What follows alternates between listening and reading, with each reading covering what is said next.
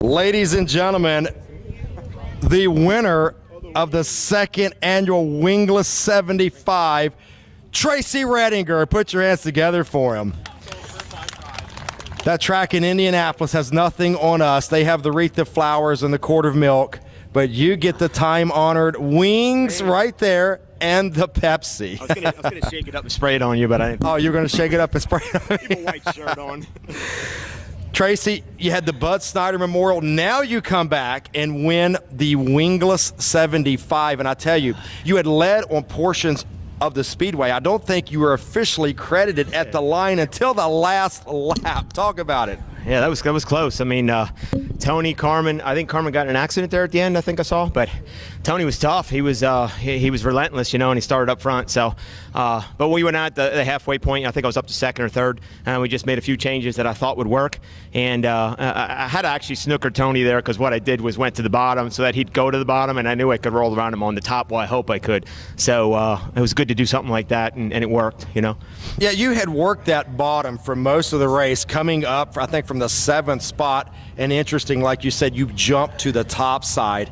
And walk us through coming off turn 4, literally a drag race, kind of just stealing it right there at the line. Yeah, and it's really throttle control is all it is, because once I got beside Tony up here, I knew I shook him a little bit. So going down into 3 and 4, we both went in really hard, and I could hear his car over my car. I was just listening to the throttle, and as soon as he hit the throttle and started lighting the tires up, I just backed off and started feathering so I could walk around him. And then it was a drag race from about halfway down. I knew the finish line was down here this time. I've lost a race already where I've backed off back here. But no, Tony, it was great to run that clean. Up front with Carmen and Tony and everybody. Steve, it was good, clean racing, and that's the way I like it. Yeah, it was a great race, like you said, with you and Steve Wilbur and Tony Jackson, Carmen, just a fantastic race.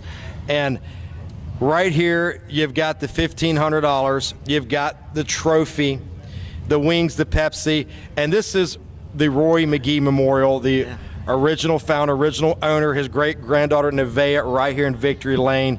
And I tell you what, you had the Bud Snyder Memorial earlier. What's it mean to you to win right here on Roy McGee Memorial Night and the Wingless 75? Yeah. I mean, last year winning the Sprint Nationals was a big deal. Winning the Bud Snyder Memorial, big deal. This one is even a bigger deal. Last year we were close and we just didn't finish the deal. I think we got 3rd or 4th or something right at the end. So we kind of were concentrating on this thing all week, and it's an honor to have the family members here. Speedway wouldn't be here if it wasn't for them.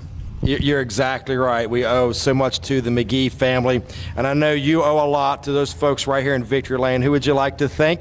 Wingless 75, Bud Snyder Memorial, all Sprint National winner here.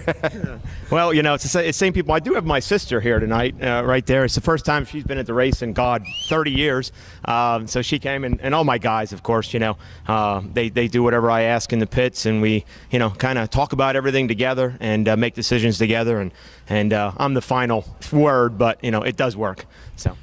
Well, Tracy, you put on a fantastic show. The fans had to love that. Congratulations here tonight, Tracy. Thanks. I appreciate it. Look forward to coming back next week. All right, Tracy Readinger, ladies and gentlemen. How about a nice round of applause for him? The second annual Wingless 75 winner right here on Roy McGee Memorial Night here at Path Valley.